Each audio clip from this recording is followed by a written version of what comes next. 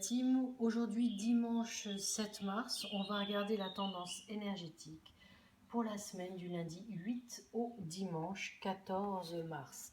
J'espère que tu as passé un très bon week-end, j'espère que tu as eu le temps de te reposer. On va regarder ensemble la première carte, donc notre petit coquillage.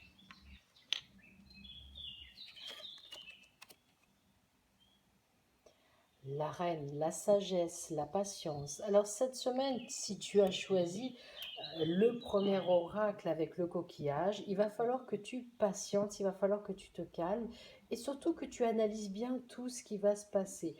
Moi, je dirais que c'est une carte positive parce que j'ai de la signature et j'ai aussi le voyage qui correspond. Alors si lundi, tu as tendance à vouloir voyager, si lundi, tu as tendance à vouloir signer des contrats, sache que ça va fonctionner. Cependant, cette semaine, vraiment, il va falloir que tu te calmes parce que les planètes auront tendance à te chambouler les énergies, voire même tu risques d'être un petit peu agressive ou agressif.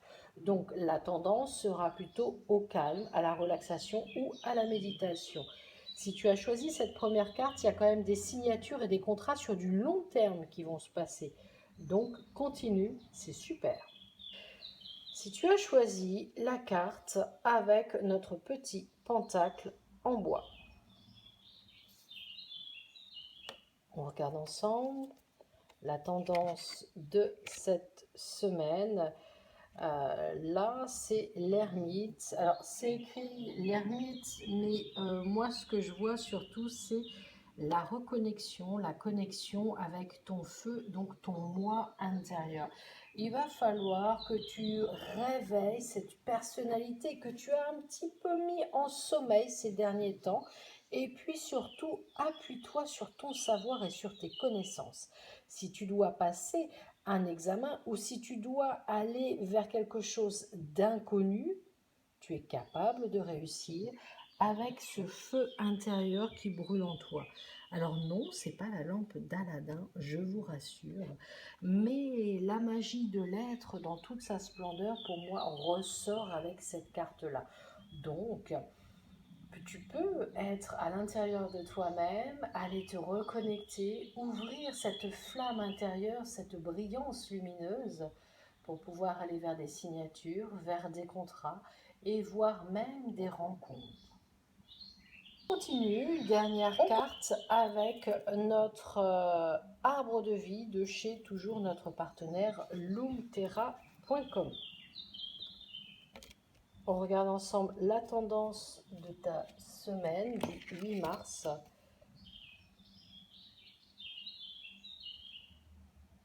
Je ne sais pas si vous voyez correctement. Alors là, on est vers une procédure. Alors, s'il y a une procédure, on est sur de la généralité, hein. Je vous rappelle, les amis, que on n'est pas sur une guidance privée, on est sur une énergie générale de la semaine. Et là, moi, je vois l'homme de notaire, l'homme de banque, la signature et puis une avancée. Donc, s'il y avait une vente en cours, la vente va se faire.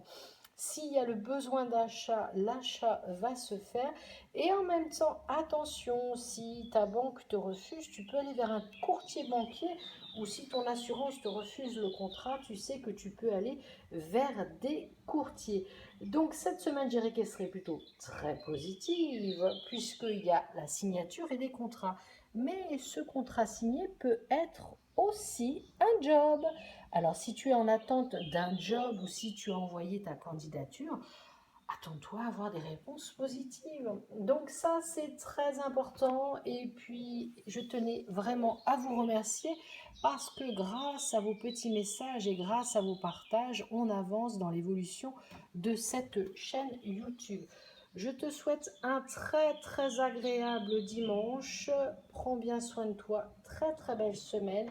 Et comme je dis toujours, comme dirait Paulette, on garde le moral, on reste positif et puis pourquoi pas, on s'aide avec nos améthystes pour rester calme. Très belle semaine, beau tirage et puis laissez-moi un commentaire si ça vous parle et puis si vous voulez qu'on continue les guidances chaque jour.